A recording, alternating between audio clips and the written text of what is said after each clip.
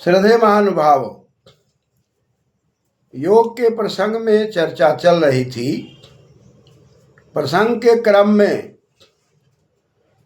यजुर्वेद के 11वां अध्याय का पहला मंत्र कहता है कि हमें धरती पर अधिकार पूर्वक जीना है। अधिकार पूर्वक जीने के लिए अग्नि की ज्योति और योग की ज्योति जगानी है।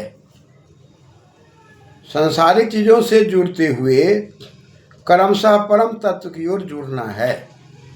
लेकिन हमारा जीवन ज्योतिर्मयी होना चाहिए, अग्निमयी होना चाहिए। अग्नि के सानिध्य में और प्रकृति के सानिध्य में हमारा अपना जीवन यापन होगा और पुनः हम क्रमशः मंगल की ओर बढ़ते चले जाएंगे और योग से अपने जीवन को शासित करते चले जाएंगे। इसी प्रसंग में पतंजलि योग दर्शन के सूत्रों पर हम लोग विचार कर रहे थे। अथा योगानुशासनम, हम लोग योग के द्वारा अपने जीवन को शासित करें। योगश्चित्त वृत्ति निरोध, हमारे अंदर जो मन का व्यापार है, जो वृत्तियां हैं, वो हमारे जीवन के बाधक हैं, उनको रोक करके ही हम आगे बढ़ सकते हैं। तदा द्रष्टु स्वरूपे अवस्थानम, तब हम उस परम तत्व के स्वरूप में अपने आप को धीरे धीरे विलीन होते हुए आनंदमय जीवन यापन करते हुए हम आगे बढ़ेंगे। अन्यथा वृत्तियों के चक्र में आकर संसार सागर में हम बार बार जन्म और मरण और मृत्यु के चक्र में पड़ते रहेंगे। और इसी क्रम में चर्चा चली थी कि मृता चाहंग पुनर्जाता, जाता चाहंग पुनर्मृता, नाना विधाय आहारा भुंक्ता पीता विधाय स्तना, मातरो विविधा दृष्टा पीतरो सुहृदस्त था, अवांग मुख पिड्ड मानो जंतु चैव स्वन्विता। हम बार बार जन्म लेते हैं, बार बार मृत्यु को प्राप्त होते हैं। जन्म और मरण के चक्र में हजारों माताएं मिलती हैं, हजारों पिता मिलते हैं, हजारों हजार मित्र मिलते हैं। अंत में कर्म फल पर ध्यान न देने के कारण हमारी वाणी छीन ली जाती है, हमें पशु बना दिया जाता है और हम दर दर की ठोकर खाते हैं।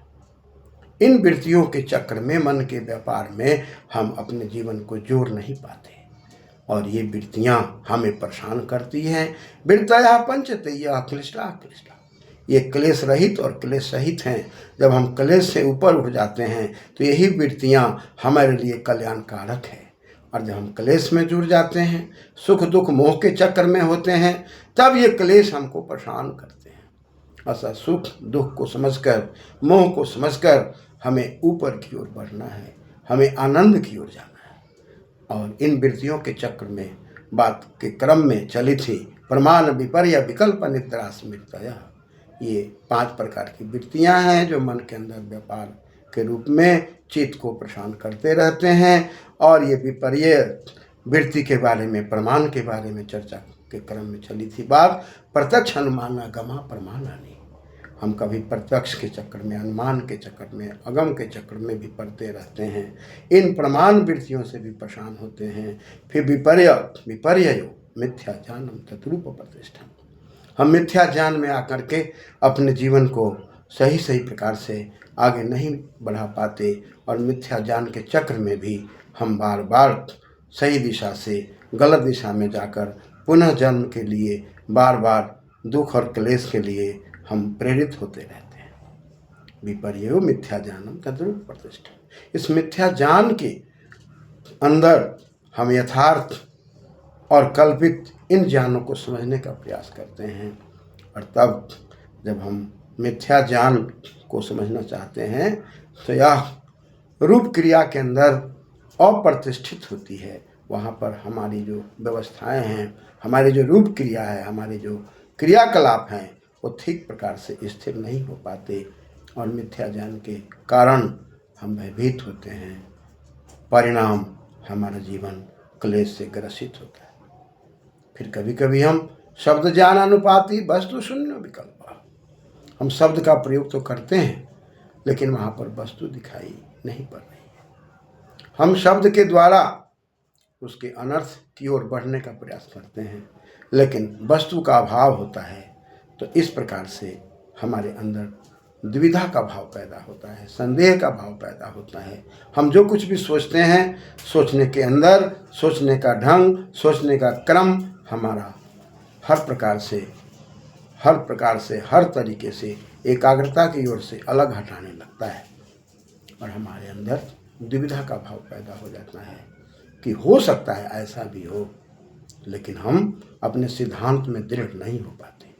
यदि कोई व्यक्ति कहता है कि मनुष्य के सिंग होते हैं, यदि हमारा दृढ़ ज्ञान है, हम सही तरीके से ज्ञान को युक्त किए हुए हैं, तो संसार के अंदर मनुष्यों की प्रवृत्ति और शास्त्रों की प्रवृत्ति को देखकर स्पष्ट होता है कि सिंह वाला व्यक्ति मनुष्य नहीं हो सकता, और मनुष्य यदि है तो सिंह नहीं हो सकता। लेकिन हम इसमें भी सोचने लग जाएं कि नहीं, हो सकता है, ऐसा भी हो सकता है। तो कुछ ऐसी चीज़ें हैं जो ग्रहण करने योग्य नहीं है, उसको भी हम ग्रहण करने लग जाते हैं, और कभी कभी मन के अंदर वो दुविधा पैदा कर देता है, संदेह पैदा कर देता है, और संदेह पैदा करने के कारण हम अपने संबंधितों में भी संदेह की दृष्टि से देखने लगते हैं, और हमारा बना बनाया संबंधित भी खराब हो जाता है, समाज खराब हो जाता है। व्यक्ति के अंदर जो चिंतन करने की शक्ति है उसमें भी कमजोरी पैदा होने लगती है। इसलिए संदेह का दायरा बड़ा खराब दायरा है। हमें संदेह से ऊपर उठ करके दृढ़ निश्चयी, दृढ़ चिंतनशील होना चाहिए। निर्णय लेने की, ग्रहण करने की शक्ति अत्यंत अटूट होनी चाहिए। अतः शब्द है, ज्ञान है, उसका अर्थ है। तो हम शब्द को पढ़ते हैं, उसके ज्ञान को लेते हैं, उसके अर्थ को समझते हैं, और शब्द, अर्थ, ज्ञान तीनों को एक साथ समाहित करके हम उस शब्द के अंदर में उस परम तत्व की शक्ति की ओर जब विलीन होते हैं, तब हमारा जुड़ना सार्थक होने लगता है। हम धीरे धीरे सम्यक ठीक प्रकार से धारण करने लगते हैं, और धारण करते हुए हम जैसे ही आनंद की ओर बढ़ते हैं, हमारे सामने कई प्रकार की समाधियाँ उत्पन्न होती हैं, और उसके अंदर हम कहीं कहीं स्मृति में चले जाते हैं, कहीं आनंद में जाते हैं। और इस प्रकार से अवलंबन, निरावलंबन, कई प्रकार की समाधियों की चर्चाएं जो इसमें आई है, जिस पर हम लोग चर्चा करेंगे। लेकिन सबसे पहले मन को समझना, मन की वृत्तियों को समझना, मन के व्यापार को समझना, और इन वृत्तियों के समझने में एक वृत्ति निद्रा वृत्ति है। अभाव प्रत्यालंबना वृत्ति निद्रा, जिस पर हम लोग विचार करेंगे। इस विचार के क्रम में चर्चा चलेगी, और इस चर्चा के क्रम में जो भी हम लोगों ने वृत्तियों को देखा है, प्रमाण, विपर्य, विकल्प, हमने प्रमाण में देखा है, उसमें भी ज्ञान है, तर्क वितर्क है। विपर्य में भी हम यदि मिथ्या ज्ञान की बात करते हैं तो उसमें भी ज्ञान, यथार्थ ज्ञान और जानकारी, इन सब पर चिंतन मनन है। और प्रमाण, विपर्य, विकल्प में भी संदेह है। संदेह की तरफ हम ज्ञान विज्ञान से युक्त होकर के बात करते रहते हैं, संदेह भी करते हैं, नहीं भी करते हैं, वहाँ भी ज्ञान का अभाव नहीं दिखाई पड़ता। प्रमाण, विपर्य, विकल्प। लेकिन निद्रा की जब बात करते हैं तो कहता है कि अभावः न भावः अभावः भूसत्ता, और घय प्रत्यय लग करके भाव बना, न ये समास हो के अभाव हो गया, न भावा भावा। वहाँ पर अब सत्ता की बात आती है कि हम अपने सत्ता के बारे में ठीक प्रकार से ज्ञान नहीं रख पाते। अभाव प्रत्यया, प्रत्यया में कहते हैं कि भाई प्र है और इन गतौ धातु है, अच प्रत्यय, प्रत्येति प्रत्यया।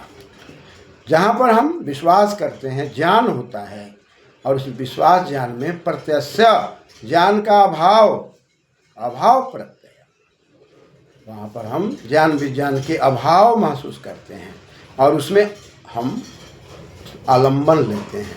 लंब से आलंबन, आंगपूर्वक, लंब, लंब धातु है, लंब से आलंबन बनता है, सहारा।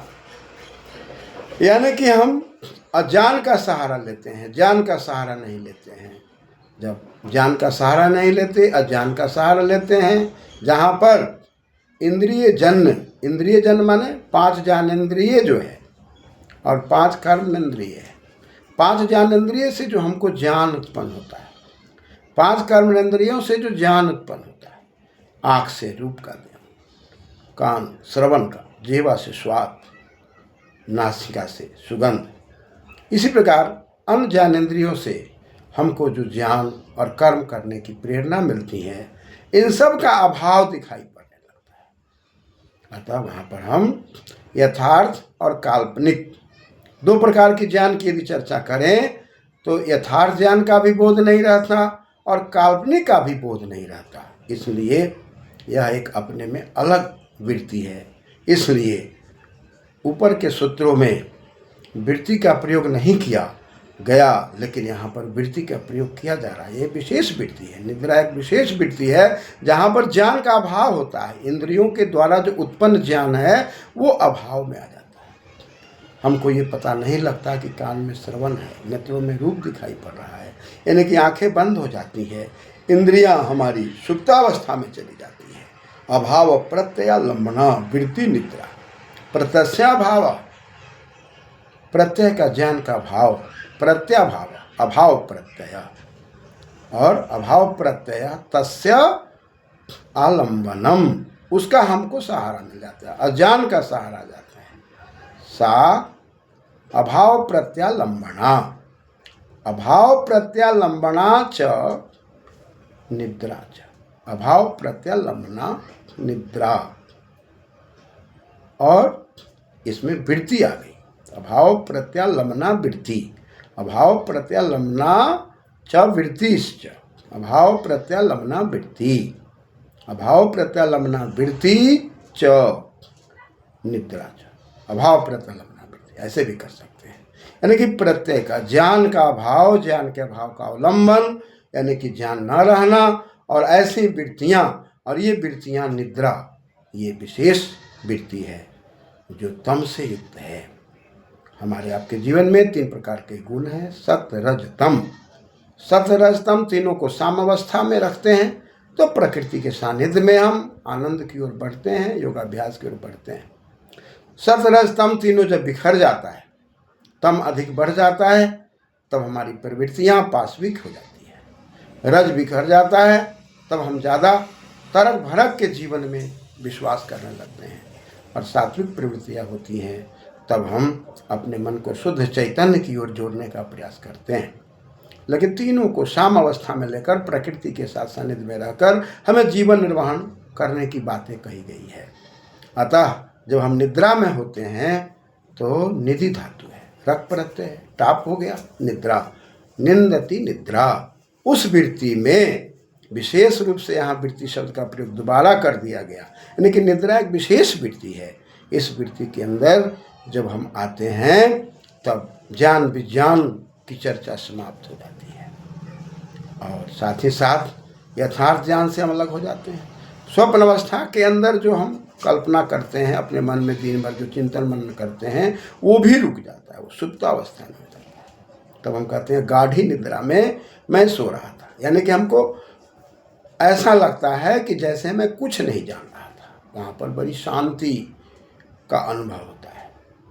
वहाँ पर जब हम सोचने समझने के विचारों से अलग हो जाते हैं, तम में चले जाते हैं, और तम में सात्विक होते हैं, तब प्रगाढ़ निद्रा में होते हैं। लेकिन जब तम की वृत्ति में होते हैं और रज साथ साथ मिल जाता है, राशि प्रवृत्ति मिला रहता है, तो हम स्वप्न में होते हैं, बढ़िया से सो नहीं पाते, लगता है कि सोए हुए भी हैं, जगे हुए भी हैं। ऐसी अवस्था में स्वप्ना की अवस्था होती है, जिसके अंदर हम सो के उठते हैं तो लगता है कि मन भारी है, देह भारी है, और मन के अंदर शिथिलता की बातें आती रहती हैं। लेकिन जब हम गाढ़ी निद्रा में होते हैं, तम प्रधान गुणों से युक्त होते हैं और सात्विक गुणों से युक्त होते हैं, तब वह जो निद्रा होती है प्रगाढ़ निद्रा होती है। वहाँ पर ज्ञान का भाव होता है। इस वृत्ति को भी समझ करके हम योगाभ्यास की दुनिया में जाएंगे। इन वृत्तियों में यदि लगे रहते हैं, ध्यान की प्रक्रिया में जाने के बाद यदि ये निद्रा की वृत्ति आ गई तो भी हम आगे नहीं बढ़ सकते। इसलिए इन वृत्तियों को सोचकर समझकर, अभाव को और कल्पना को सबको समझकर, यथार्थ ज्ञान को समझकर, काल्पनिक ज्ञान को समझकर, इन सब चीज़ों से अलग हटकर अंतर्मुखी होकर योगाभ्यास की दुनिया में, आनंद की दुनिया में कैसे हम अभ्यास करेंगे, कैसे वहाँ तक पहुँचेंगे, इसकी चर्चा होगी। और इस प्रकार से धीरे धीरे क्रमशः हम आगे बढ़ेंगे। धन्यवाद।